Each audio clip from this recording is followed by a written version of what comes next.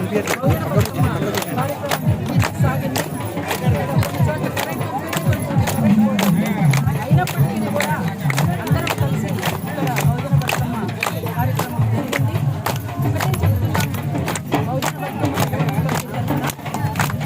ఇవాళ మొత్తంగా ప్రకృతి పర్యావరణ విధ్వంసం జరుగుతున్న సందర్భంలో ప్రకృతిని కాపాడుకోవాలి, స్త్రీలను కాపాడుకోవాలి. కాబట్టి అందరం కలిసి ఐక్యంగా ఇది ఉత్సవమే కాదు, ఉద్యమం అంటూ ముందుకు సాగి దీన్ని కాపాడుకుంటేనే మానవ మనుగడ ఉంటుందని చెప్పేసి బహుజన బతుకమ్మ తెలియజేస్తుంది. అందులో భాగంగానే మంచుపల్లి గ్రామంలో బహుజన బతుకమ్మ కార్యక్రమం నిర్వహించింది.